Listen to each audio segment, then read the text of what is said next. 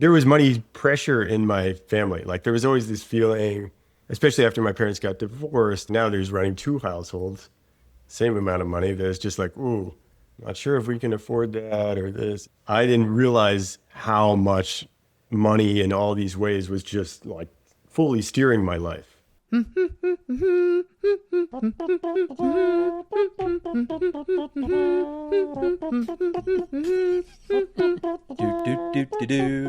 Welcome to the Friends with Benefits podcast, an Arcadia production. This is the show all about how to grow in business, lead with purpose, and live with intention. We're your co-hosting couple. I'm Jason. And I'm Sam. Welcome to the show, friends. Hey, friends, it's Sam.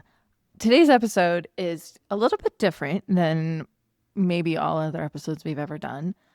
Our guest today is Jeff Greenberg, and I met Jeff simply through LinkedIn. And then I later found out that he was college roommates with one of my friends here in Bozeman. That's beside the point. Jeff has such an interesting arc in his life, and he shares so much of it in this conversation. He started on Wall Street as an economist and was really looking to understand systems and finances and everything that went along with that. And then he switched careers completely and is now a somatic coach. He works with employees at Clay.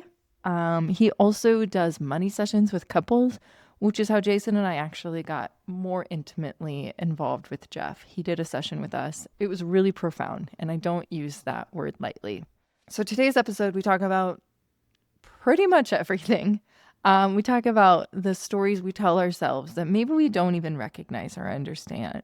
The power that money has over everything we do and the decisions we make and the way we move through the world. How to take better care of ourselves as leaders. And really what taking a step into the next thing can look like. One of my favorite takeaways from today is the goal is to live a more interesting life. And that's it. So anyways, I hope you enjoyed today's episode. Thank you for being here. We're so grateful for you. All right, friends. I'm so excited for this conversation. I think that, this could go a million directions. And frankly, I'm not 100% sure which direction it will go, but all of them are going to be fabulous. So today we have Jeff Greenberg. Jeff, welcome to the show. Thank you. That's happening, Jeff. Yeah. What is happening? It's Friday in Brooklyn. I played golf this morning at 6:30 a.m. in Staten Island, and then I came back. And so I've had an active day already. Let's just start at the very beginning, because I think your journey, your background, your path is so interesting and diverse. You spent over a decade as a macroeconomist and investment strategy at some of the top names, JPMorgan, UBS, and now you do something totally different. I do different things. I'm hoping that this conversation will help me realize, like, what are all the through lines? How did I get here? Right now, I think I do at least four things. One of them is I'm a mental health counselor with a limited permit, so I'm acquiring hours to get fully licensed as a mental health counselor. So that's my most traditional, understandable thing that I do. And I'm an executive coach, and I do coaching with people, a lot of people who find me through LinkedIn, and also mainly at a tech company called Clay, which is a B2B SaaS company in New York. I facilitate groups, launched a new men's therapy group in New York, and I just love groups of men. And I do both professional groups, and maybe this is something we can get into. I'm in a bunch of men's groups. I'm polyamorous for men's group is one of the way I think of myself, is I'm in, I don't know how many men's groups and 3 book clubs. I'm just I love groups of humans. And then I've been running retreats. And so these are at least 4 of the domains where I operate now. I love it. So that's quite the arc from Wall Street. Can you bring us a little bit on that journey? Was that a slow accumulation of things? Was it a moment? What was that like? I guess it's how far do we go back, right? One is how did I get on Wall Street? I think some people who grew up with me or went to school with me are how did that job happen? I was always kind of pulled in different directions. In high school, I was very interested in physics, but also very interested in poetry. And it's how do you reconcile these two things? And a lot of my professional path was how do I reconcile this? So then I was started off studying engineering. It was like, oh, you're good at math and science, be an engineer. Tried it on, took the classes, and found that that was not my calling. Then I swung more the other way, and I was doing just philosophy, and I was studying Chinese, and then I started creeping into some middle, which was philosophy about the world, which was economics. And I graduated into the financial crisis, which had the effect of changing any plans I might have had. Not that I had many plans, but accelerating a path to figure out what was happening. And maybe a meta theme here is like, I'm interested in meta themes. A meta theme is that I'm interested in systems and understanding how the world works, and interested in like, what are the biggest maps of the world or of reality. And so I've just like been trying to disentangle those maps for maybe as long as I can remember. So I then went to graduate school to try to understand the financial crisis. And I just was like, whoa, this is a really important puzzle, and a lot of these experts don't seem to have a great handle on it. So maybe I can add something to that understanding. And I have this longing to reduce suffering, or maybe that's most fundamental. And I thought, if I understood macroeconomic policy, like if I understood how to respond to a financial crisis, if I understood what is the interest rate that makes it so people have the most money, distributed around the world, then that's like the biggest lever that I could think of at that time. And so I got really interested in that puzzle. And so that led me to graduate school. I was interested in a lot of different places. I, interviewed at the State Department. I was interested in like the International Monetary Fund. I was interested in more of these international organizations. But then I had a lot of debt, and I was living in New York City. Those two things go well together. Yeah. And so it was just like, oh, my monthly costs just to pay my student loans from undergrad. I had a small student loan from the boarding school I went to. And I also had a student loan from graduate school. I was like, okay, and pay rent was quite high. So then I switched to a different calculation, which is who will pay me the most money to get to do this work? And it turns out when you're in New York, Wall Street starts to attract those people. I was like, wait, oh, what? I was going to work at the Federal Reserve Bank of New York, but then I went and I got to work on the trading desk of Nomura, which is a big Japanese broker dealer, and work as a US economist. And I was like super excited about that job. I couldn't actually believe that I was getting paid to do that work. And the way I was thinking about it is, you're on the desk, you're moving at the speed of markets. I was learning as fast as, I could take things in, and it's just like a really accelerated path. And I felt really lucky to get to do that job and to pay down debt and to like start to live comfortably-ish in New York City, which takes a while, actually. You have to be on Wall Street for 5 to 10 years before you start to feel like you can go to restaurants and things like that and take care of simple things, or at least that was true for me. Do you find that, going back to when you started studying like the economic crisis and everything that was going on, like, was there something that started kind of brewing back in that time, or a through line that became like part of the narrative that led you to where you are now, going back to beginning to understanding crisis in general? So I grew up in a rustier part of the country, in a town called Elwood City, Pennsylvania. It was about an hour north of Pittsburgh. And so there was a sense when I was growing up that things were better there once before. So I sensed, like you saw around you, there were factories that didn't produce anything anymore and were just like part of this, skyline. And a lot of the Pittsburgh was just, where did the steel industry go? As I grew up, the kind of personal crisis in my home was that my dad was not able to have jobs for long periods of time. I don't think that was about like his skill, but more like he would work at a place and then that job would go away. And just the environment I was in was also a puzzle that I was trying to solve. And so there was also quietly, I think, a future-proofing of myself. Like, what were the jobs that were possible? I studied Chinese partially because of this narrative that the jobs were going to China. And so I thought, if I speak Chinese, maybe I could have a job in China where there are the jobs. I don't know if that was fully true at the time, but as I look back, there were some of those seeds. So like, okay, I will go there. There was a sense of just like follow the trail of what people are saying is the next thing. So studying Chinese, understanding economics, being on the cutting edge was always appealing to me. And so there's that kind of like, what is the crisis worth solving? And maybe I'm trying to solve all of them at the same time in different ways. Like, how do I have a different family life than was the family that I grew up in?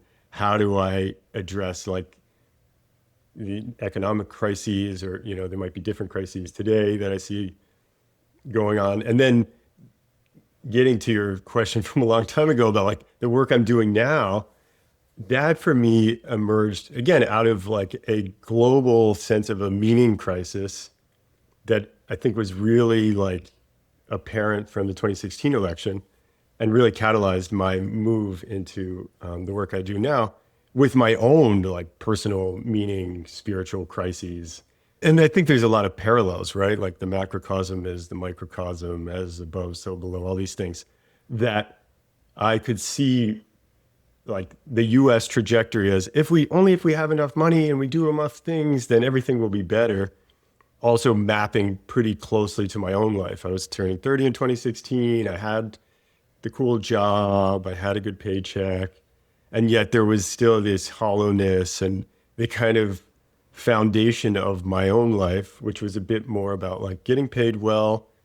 It was a bit more rational, materialist, technology oriented in nature, that said that my life was a problem to be solved and that I could solve my way out of it, versus some sort of inversion of that, which informs how I move and operate now, that it's more of the mystery to be experienced, to quote whoever said that, than the problem to be solved, and more of an inside job, more of an embodied experience, and more of like let's ask tough questions and not just like try to make these things go away with money, but it's like, what's hidden here, what wants to be revealed, what wants to be expressed. So I turned that on its head, and I went from being a macroeconomist, and I'm still interested in systems level thinking, but more like, how does that show up personally, and how might I have an impact on individual relationships and not be thinking from like the highest point. And there was a way that I realized I was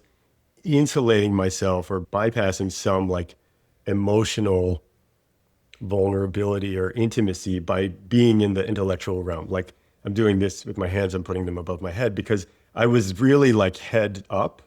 And the physical manifestation of that for me was I had terrible migraines that would just knock me down. And so I would be both like literally heady, and then the headiness would pin me to the bed and make it so I couldn't do work. And I just had to like bury my face in a pillow until I could reemerge. And so this journey from also the head down has been a big part, and really, I have a body down here, and there's intuition in there, and there's just a lot of information that I'd been completely ignoring, and I wasn't going to solve just by like thinking my way out of it, even though up until that point I had gotten a lot of social praise for the thinking and coming up with ideas and being in like the kind of intellectual realm. And I think there's a lot of social and academic and professional praise for that.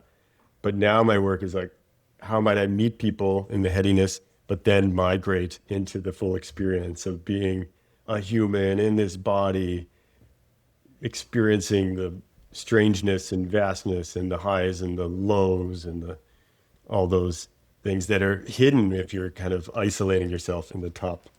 I think your experience, Jeff, is not unique in that, like, so many of us, like, I love that you told the whole story of this is how I was raised and this is like what was modeled to me of how you perceive the world. And so you built your life as a way to protect yourself from that. But then I think so many of us do that consciously or unconsciously. We just keep doing that.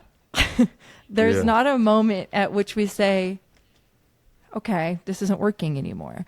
And I think that transition isn't talked about enough. So like going from building your life to protecting against all the things. I want a job that pays me well, that offers me like this version of stability. And then realizing like, actually, there might be more to the world than just that. And I'm going to go explore that is a really scary thing for a lot of people. Yeah. Can you talk about that transition? Yeah. I oscillated between times of, I think, trying to reject it and be like, maybe I can just like unsee or unknow what I'm starting to encounter. And that's why it also took me a long time. So I mentioned this this sort of awakening, which I think awakenings oftentimes are tied to crises, right? So I was going through both a crisis and a sort of what you would call an awakening of realizing things are not as they seem, having some feeling of like a bigger spiritual reality that I had previously been very skeptical or even cynical about. And then being, oh, maybe my models of reality are broken, but I need to figure out a plan. And so there was a time between 2016 and I ultimately left JPMorgan in 2020 where I was just like, how do I steer the ship? Where am I even trying to go now? And how do I set myself up a little bit to do that? And so that took some time. And a lot of times I got scared, or, people around me were also to different degrees reflecting like, why would you leave that job? And, it's a coveted position. This is what you've worked for. You're successful. Yeah. And so there's that call. And then I would get a contact from a recruiter and I would do an interview or a job interview at somewhere else and be like, maybe I want to just work there and maybe that could be a little bit better. But yeah, there was a point where it started to be unsustainable. I did find a time to like make it good enough. So I was working at UBS during 2016. It was lovely, but then I went back to JPMorgan to work with people that I really enjoyed their company and thought that we actually could work on some interesting ideas before. So I found this little safe haven within Wall Street where we were just like really focused on what we found super compelling. It was like a little think tankish experience with people that I loved and still care deeply about. And so I did camp out for a little bit. Then, pandemic happened, other things. And I was starting to just be like, oh, it's inevitable, all this tug. And I was starting to clarify what it was I wanted to do. It's like easy to realize what you don't want to do, then be like, what is the thing? And so I also started to then, and I think this is important in the way that I work with clients, think about things like 1 degree turns, and Martha Beck talks about that in some of her work, or talk about like prototyping, or, how do I try on some things? And so I started just like taking back, reclaiming my evenings a bit more, started to go to more things at like the Tibet House. I did a training in Buddhist psychotherapy. I trained as an end-of-life doula. I started to like secretly do some hospice volunteering while I was working on Wall Street. I was like, let me try these things out. The underground work. Yeah. It was just like, I want to be with dying people. I started to host death dinners. I was just like, okay, maybe my encounter with death will be clarifying. And my father died when I was 18 and died in some ways suddenly, in some ways not, but it was definitely a surprise death. And I also realized that I had all this pent up grief that I had never touched. And so both my encounter with his mortality, my encounter with my own mortality was like, okay, there's something clarifying in death. I don't know if it's that I am the person to be with dying people, or just that like there is a death happening, some death of my identity, some death of, what I thought was my definition of the good life. And that I think revealed in that, and again, a lot of this retrospectively, revealed that I could be with people in like the vastness of their experience the more I went through it myself. So it's like, if I can grieve and I can be with my own death and I can be with these things, then I become like this more spacious presence to be with other people with their stuff. And I started to realize what I valued about myself was different than what I'd been told all my life that was like economically valuable.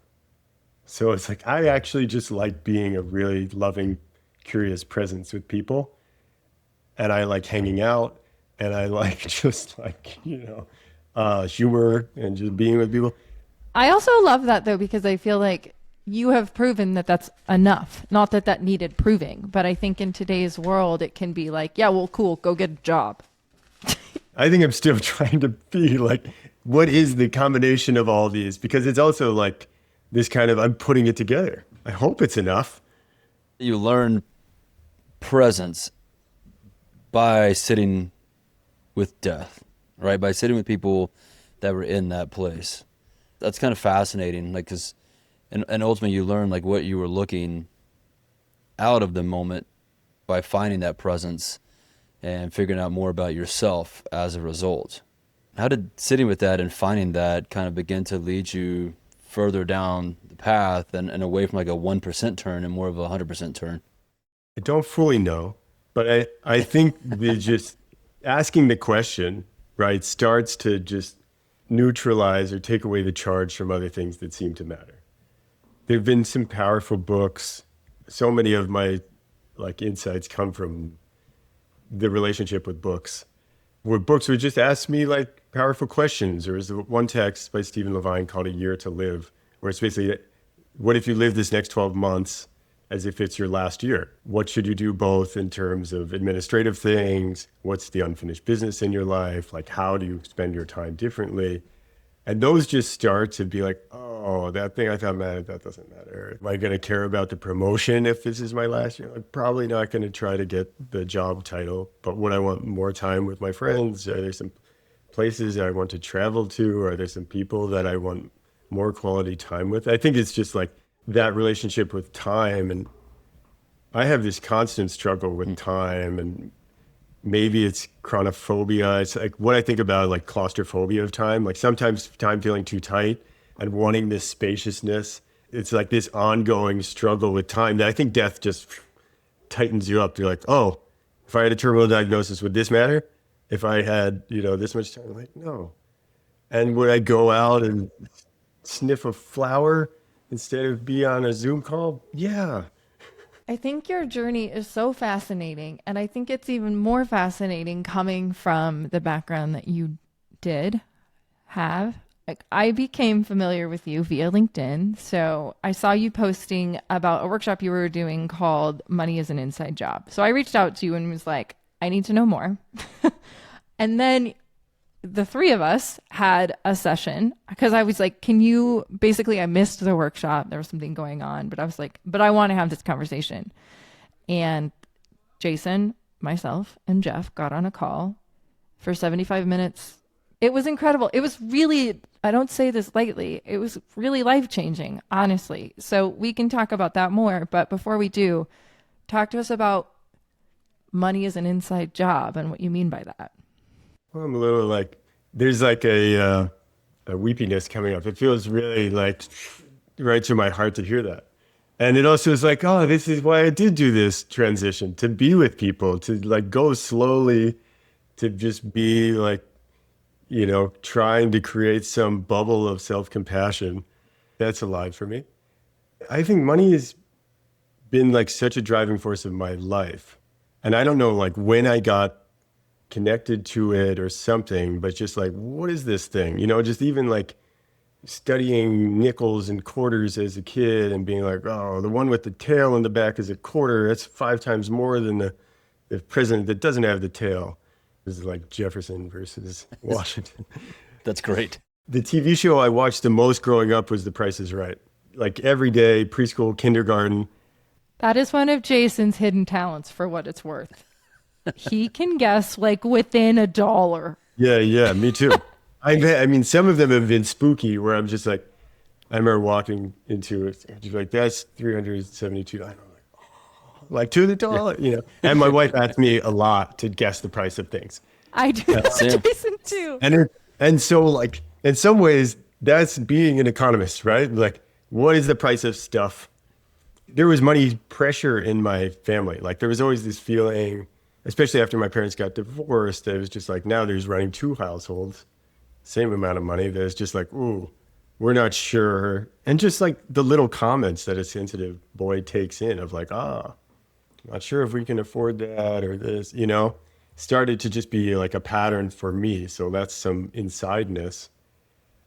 And I think as I started to do more of this introspective work, contemplative work, as I was entering early 30s, it was oh, I didn't realize how much money in all these ways was just fully steering my life and just being okay, I'll take the job. How much money will they pay me? And just, I'm compulsively calculating stuff all the time.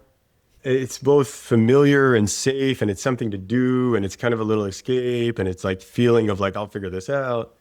I started to realize control. Yeah, it's some control and safety, and I started to realize both in my personal life and then So I was an economist, and a lot of the work of the economist is doing this marketing where you're meeting with families. I was in JPMorgan Private Bank and Global Wealth Management. So the clients are high net worth, ultra high net worth families, endowments, foundations, and things like that. So you're meeting with these ultra wealthy, like, generational wealth type families. The questions they were asking me were never really about the economy. There's like this anxiety happening here that like money is the thing we're talking about, but they're asking me about the sustainability of U.S. Treasury bonds and like, is the U.S. going to default on its debt, or is the dollar going to depreciate, or is there going to be hyperinflation? And really, I was like, what are we talking about here? And not that I could go into it and be like, what are you noticing in your body?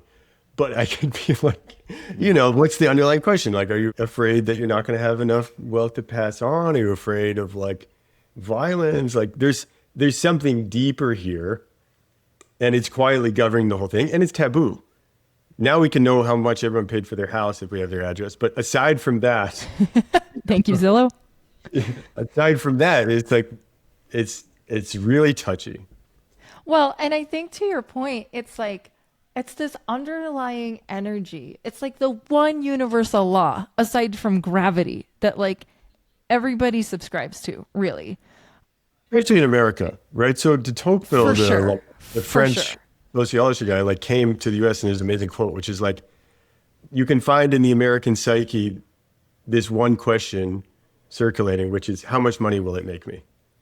Someone starts a new creative project, and they're like, hey, I've started doing this, working with wood. Like, how much can you sell those tables for? You're like, whoa, I just developed a new hobby. I'm not trying to sell, I'm not trying to start a business.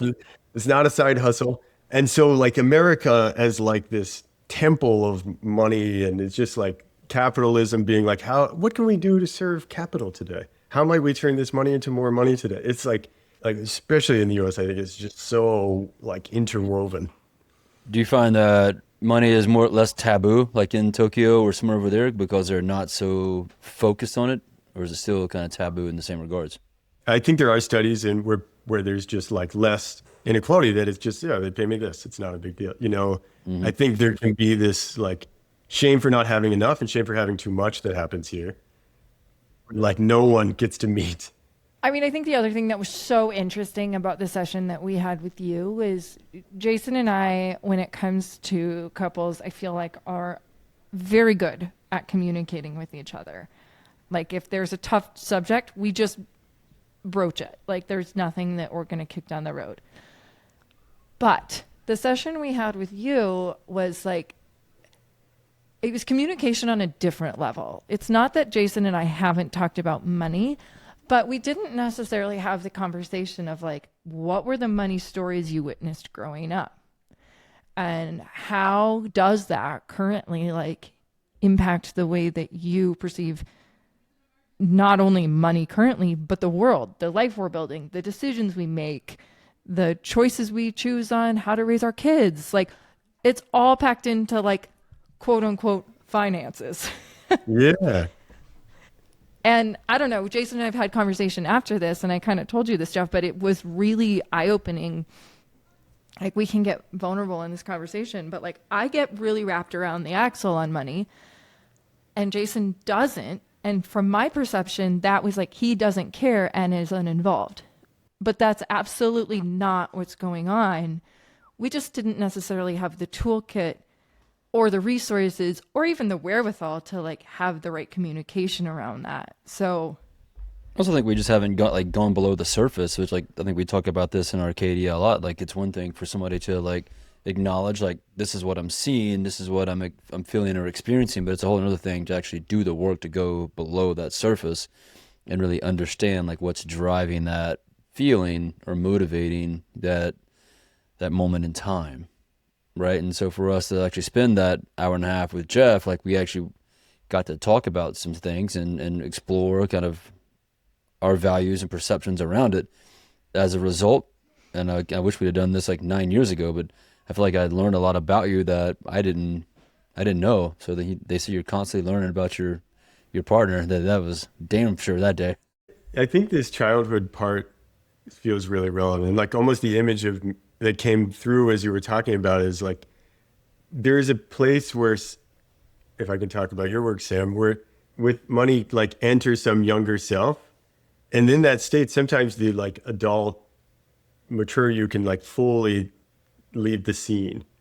And so what we did is I think we were able to hold both at the same time. So you were able to touch into this younger self, like really be with her, get curious about her, like hear some of that, and not necessarily like lock into that mode, which the mode might be like, let's figure things out, let's spreadsheet it, you know. And the pattern that can happen with a couple is like, I'm in this mode, you're doing that. You're like, we know our routine around this.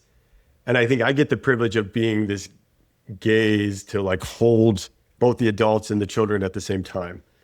It can be hard if like you and Jason were both in the children's state at the same time, maybe. Like Jason was very like still holding kind of present day ground, but you know, we could work with the children at the same time. It was like, all right, you go and be a child, tell me about the situation, drop out. Jason goes into the child like, hey, let's drop out. And I think what's wild is you start to realize like how much the child version of you, which money means all kinds of things and is not just about like, you know, income and expenses and other things, is driving so much of the emotional life, and also is very convincing, is very familiar, and also is like figured out how to fit into this adult body. Totally. And the stories that we've breezed against this, you shared this a little bit about your upbringing, but like those stories that we witnessed and just grew up around, we can think that we just saw them, but the actual impact that they have on the way that we move through the world is, as I recently learned, pretty significant.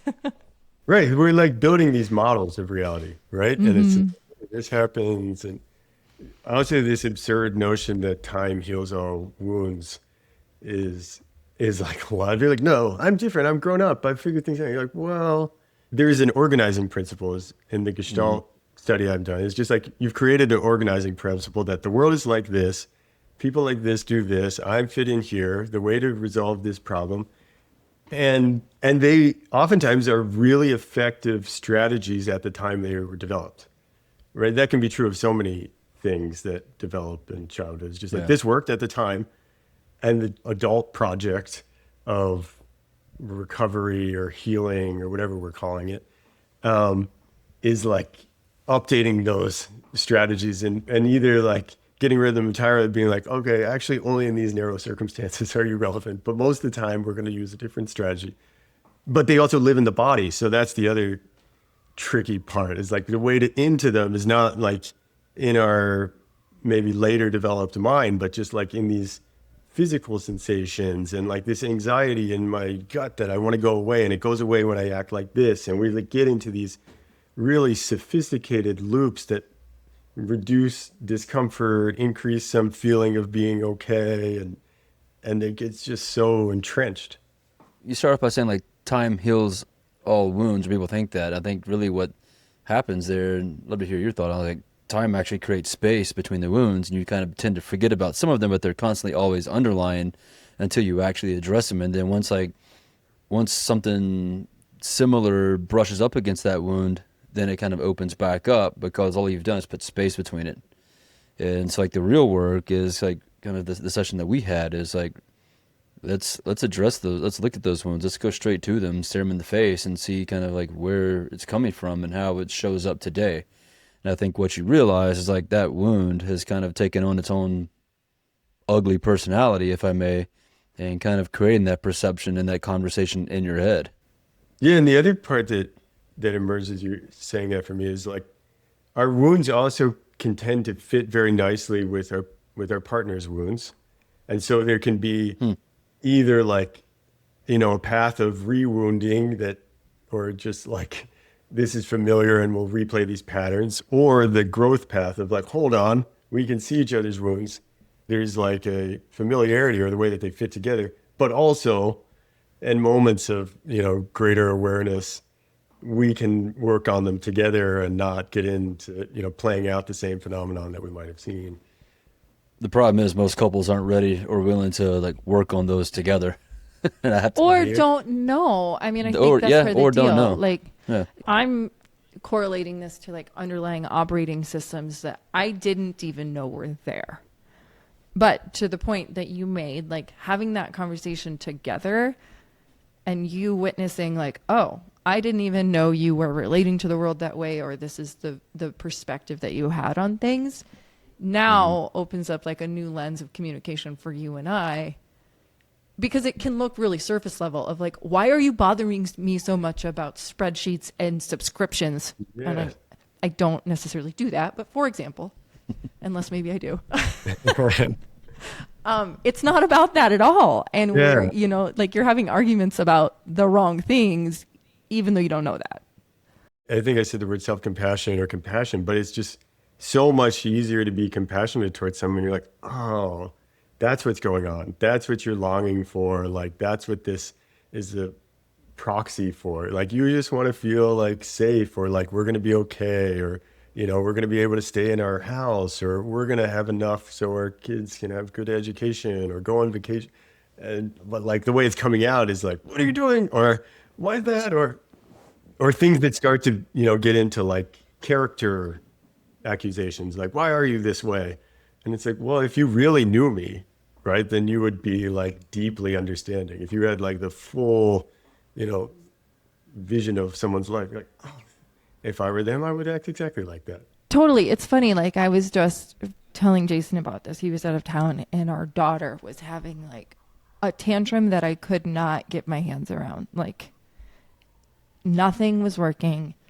Like I finally got her to sleep and I went to bed myself and I was like, it's never about that. It's never about what she's saying it is. It's that she's too tired or like she doesn't have her basic needs met. And I feel like as adults, we just move past that, but yet we still haven't dealt with the things that, to your point, our little kid is just trying to get by.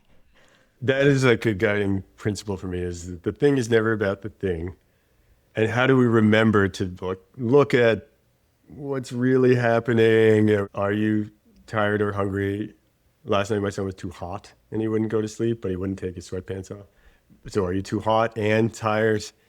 And how do we remember to do that? Also with ourselves, oftentimes. You know, I had a client yesterday who was getting into a big imposter mode, and I just kept saying, you look really tired. We're not going to work with this until you've rested. And it's just like, I think the thing really right now for you is just sleep. And there's nothing to do until you've slept. That's great, though. Absolutely. I mean, the amount of people that are just undernourished from lack of sleep or diet or whatever, good Lord, you'd heal a lot of problems, which is that. To that point, like you help a lot of people like live with purpose and experience, right? And help them experience greater freedom, greater financial freedom, personal freedom, whatever it might be, right? So when someone's actually done that level of inner work, like what does it look like in their day-to-day? Like how do they know something has shifted? I think it can be harder to first notice in oneself. And I've been thinking about this. Oftentimes the report of others can be more clarifying, right? So they're starting to like lighten up, things are letting go, and their partners or people around them be like, something's a little different. You seem a little lighter. And it's like, oh, do I? You know, like I don't think we're actually that credible at assessing a lot of our states or like remembering now versus a different time. And I think that's one. I start to reflect. I was like, hey, this seems different. You're not talking about this at all. Like the time series and our memory of our states can be different. But then I'm very interested in this idea of, in Hakomi, which is a therapy style, they talk about organicity a lot, or this idea of we're just like organic, natural beings. And I think about what just becomes emergent as people start to go through some type of healing journey or, you know, letting go of things, is that things just are naturally arising, right? Like people start to get more interested in creative projects and they're just like, I just want to work on this song or book or thing, you know, it's just Things that matter to them. Yeah, or I'm just feeling called to do this thing or take this risk. So like the symptoms, the positive symptoms oftentimes can just be like, oh, I can do this and I can take risks and I can, you know, like reach out to a friend or plan a thing, you know, like things that might be simple in some way, but just when you're in the isolation of anxiety or other things, they're just like, that's unimaginable that I would do that or that I would work on it, you know? So I think oftentimes more in like what blocks have been removed for like the natural flow of life force and love and eros and, you know, all the things that are just like our true humanity that then are just like spontaneously arising. Or this is the concept in Buddhism that like compassion spontaneously emerges from emptiness. There's like less effort than I think all of us assume is required. I also think that, at least speaking for myself, the fear associated with that is so big. Like, I'm hearing you talk right now, and I'm thinking about obviously how that applies to like my own journey and state, but like almost to date, a year ago, I left my corporate job. Where I'm sitting today was never part of the quote unquote plan. And it felt very like far off and unsafe. But it's been a journey to just like move things out of the way and prove to myself of like, that is possible. You will be okay. It's going to be fine. And like, I don't know this to be true, but I would assume it's never going to be like, okay, switch flipped. Now I'm a new person and all is good in the world. Like, that's all a journey, and you're moving things out of the way every day and learning to, as you said, experiment and see what's possible. Right. And it doesn't have to feel good, right? Like there can be this assumption that psychological, spiritual progress in all these ways is just like, I'm going to find this bliss state and I'm just going to hang out there. And really what I think is we're trying to change the amplitude. Like the highs get higher and maybe the lows get lower. Like I remember meeting with a psychiatrist when I was 18 who said, you can just feel what you feel. What? No. I can't just feel what I feel. I'm trying to like feel good. And like, no, you can just feel what you feel. And that was a huge unlock for me to be like, wait, what if I just feel this feeling? And whether it has a positive or negative valence, it doesn't matter. And there's a richness in that. So whether it's one of the concepts I share with clients is like this window of tolerance. So like how much can you tolerate in terms of stress or other things? And when we go out of this window of tolerance is when we get into kind of either hyperarousal, like high anxiety, or hypoarousal, kind of shut down. And what might it be like to widen that? And how might that be true for our experience of life? If it wasn't about just trying to like stabilize or find an equilibrium that we might never actually touch, but it's just like, I want the richness. I want like the full bliss of seeing, a child get married or have a grandchild or, something like that. And also like when something tragic happens to be like, I will deeply grieve that and wallow and just be, knocked over by the depths of that and just embrace the full range of that. I read this Paul Millard book, The Pathless Path, which seems to be in this orbit of things that we're talking about. It's like when we step out to the pathless path, and I'm thinking, I mentioned too many authors, but James Hollis has this I was going to say, I want to be in part of your book club. So yeah. James Hollis, the Jungian thinker, has this quote about psychotherapy is like, it's not meant to fix you, but maybe your life becomes more interesting to you. And so I often think that like, as we take these leaps, like you took a year ago, like you're modeling a more interesting life. Like the novel of your life, what you're modeling to your children is like, hey, look at this. Like, this is the novel I want to keep reading because like, even you don't know what's going to happen next, right? If I told you like, all right, here's your life, you do this and this, and then what happens, this happens, then you die. You're like, okay, neat. I guess I'll do it. But like, I guess I'll wake up every day and do the same thing over and be happy about it. And like you're nudging it, you have some agency. We don't have to get into the free will debate. You have some free will of like, hey, what about a little more of that? I understand myself better. I know the ways that I, can tend to myself. I know like what I enjoy and I don't enjoy. But there's more like surprise and delight and more of like, the word kaleidoscopic comes up for me sometimes. Like if we're just throwing together all these things, like, don't we want this like beautiful kaleidoscopic reality to be part of the outcome of this like step, the unknown or cherry? Really like the James Hollis approach. Like maybe it makes your life more interesting. And I think deep down, like I think a lot of us are just looking for that. Right. And giving up that like we're going to solve it or it's going to just be, feel good all the time. And for me, the major unlock there is like, it was always modeled for me of like, there is one way to do this.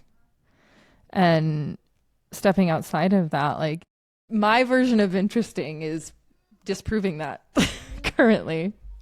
Well, and I think that's the potency, as I reflect on my journey over the past decade now, is yes, it matters for me, but now I get to credibly model that for other people.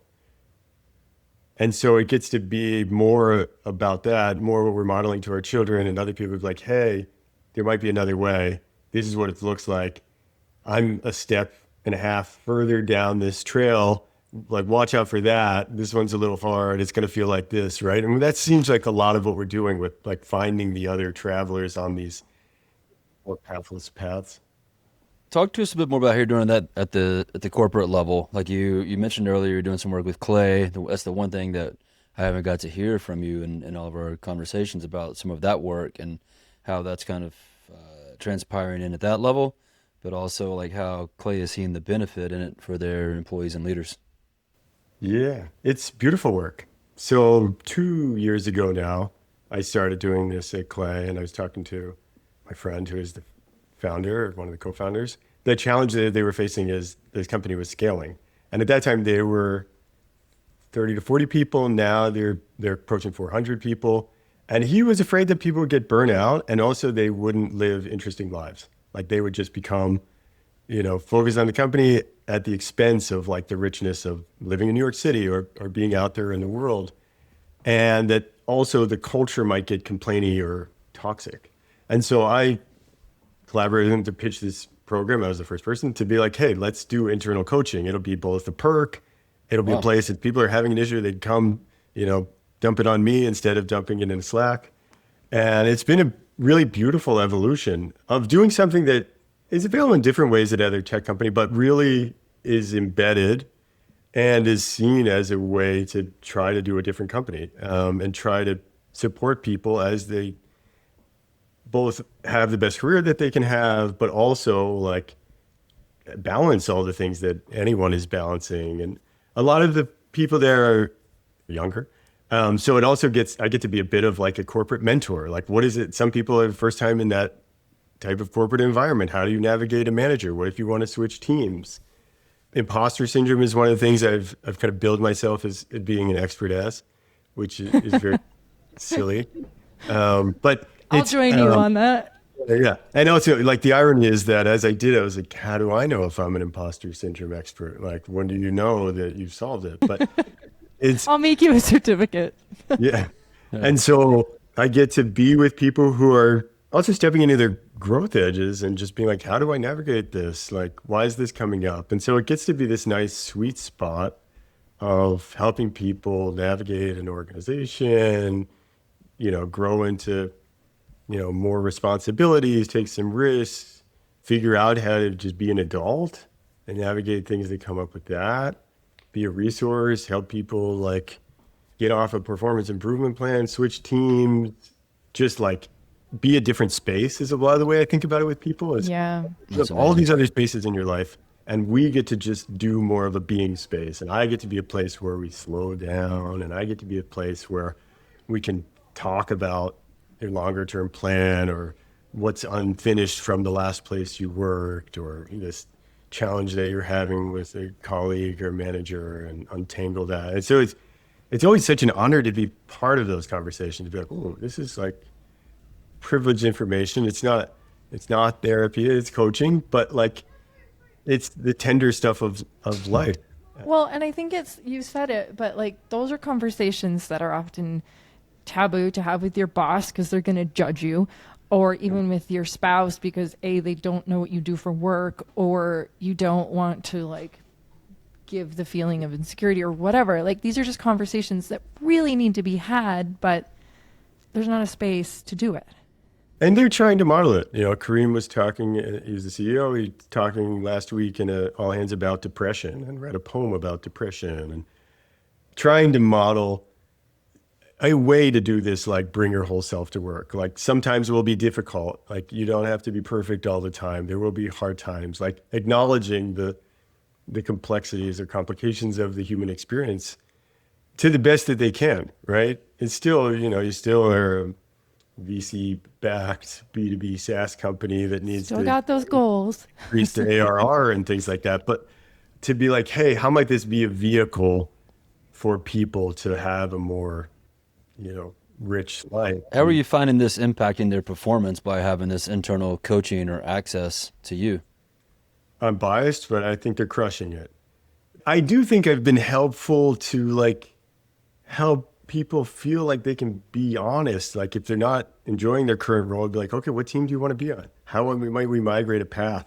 Just to reflect like, hey, you're a precious human and you get to advocate for yourself and do good work and like, prioritize what matters and look good. And it seems like it's having an impact. Feedback is good. And it's both like productivity and like quality and like how long are people staying, right? So I think retention is a big part. It also can help with recruiting a little bit. So it seems to be working on a bunch of different levels. A lot of them with all of this work can be harder to quantify. For sure. What do you think keeps other companies from taking the same approach? I've mentioned like the difference between tech and finance before, but in finance, we had this employee assistant program, which is essentially a social worker who we could meet with, and I met with because it was a free perk. And I think people in other industries, at least, wouldn't even talk about meeting with a person like that. Be like, "Oh, so you got problems." Like, unless it's very explicit, like it's a sales coach or it's like very like public speaking coach. Like, what is the output of that? Very targeted. I also think there can be a fear that like some of this work is like negative for productivity. Like, oh no, I don't want anyone to slow down or contemplate or think about it. It's like, we just need them to go ahead and like meet the, Yeah. so Bust I through wonder walls. about that. Yeah. And that's just like, is that just a cost? Like, how do we measure the ROI? Is it an easy thing to chop? But I do wonder. And because I do think it's a competitive advantage to be like, hey, we want to support you. We want you to thrive. Like we care about your long-term well-being. We care about. It's interesting too, is like we obviously know a little bit about our experience, our event we do in Montana. We do a lot of similar work like for these leaders in the same world, like the tech leaders, right? Mm-hmm. And we find that while a lot of companies have like conference budget or maybe they have some professional development budget, but a lot of companies are hesitant to pay to send someone to a retreat like ours or an experience like ours that are more of an investment into them, into themselves, to allow them to really slow down, to kind of check in, to rewire and refresh, because it's not like your traditional conference. Like, can't get an ROI on this. Yeah. It's harder Where are to the measure. leads? Right. Yeah. It's like, hey, maybe like you take a week off your quarterly target, you miss those 5 business days, but like the longevity. And I think, to critique, shareholder capitalism, like there's a focus on what did you do this quarter? Did you beat your earnings per share target? Like there's a sort of short-termism and not like, hey, is this sustainable? Like, I think retreat in my design society would be a requirement. And I think it's ultimately beneficial, right? And that's my bias, but people come back just being like, whoa, I needed to rest. I think just rest in terms of like restoring and, all the physical benefits of that is so essential. And then add to that, like these people can get more creative, right? The like the brainwave states that you need to be in to be more creative are not accessible. Like if you're in this alpha wave, go, go, go state, you're not coming up with great ideas. You need to drop into like a beta or delta, these other kind of slower wave states where you're like, that's why all these brilliant people go for walks. That's easy as that. If you're constantly in the sympathetic nervous system, like if you can't get to the parasympathetic to kind of slow down, you cannot find what you need to like progress wherever you're stuck. The best ideas don't emerge when you're staring right at this thing. I have this call after this with this Stanford professor who works in crypto, and he's a brilliant guy. And I'm like, where do you like come up with your ideas? I'm like, you had a whiteboard scribbling away. He's like, swimming and like hikes. And I feel like society has been like, what a waste of time. They're not working hard enough. Like there's no productivity in that. Yeah. So to like take the swimming and the hikes away from him or other people is like, whoa, there's a deprivation of like actual creativity. All the magic of retreats, like just the like, yeah, the surface area to other people, the alchemy, the things that can just be, the conversations you can have when you're offline. It's like, wow. Totally. I have a final question. This one was so unplanned, as was the rest of this conversation, but I learned something new about you today, Jeff. Well, I learned a lot of new things about you, but I am putting you two against each other for The Price is Right. Oh, wow. Okay. What are we guessing? What is a seedless watermelon going for at Costco right now? Oh, at Costco. How many pounds? It doesn't Good matter question. at Good Costco. qualifying They're question. just each. Oh, okay. Oh, but I'm trying to, it's not the little ones, right? No, it's a large watermelon. Yeah, okay. Okay. I think it's $8.99. I was going to go 8.15. Okay, I don't really know the rules of Price is Right, but the answer Yeah. is $7.93. We both lost. Because you're over? I'm close. You Yeah, have to and be the under, overpriced delight, we both lost. but I got closest. Wow. Pretty Also, close.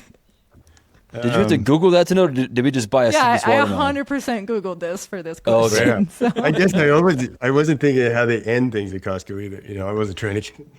But I like this. Okay, maybe we'll have a full episode on just The Price is Right with you two. Jeff, this has been so great. If somebody wants to learn more, continue conversation with you, what does that look like? People find me through LinkedIn. I think that's a simple way. Jeff D. Greenberg on LinkedIn. I got a website, jeffgreenberg.co. I don't use many other socials much. So those would be the ones. You host retreats.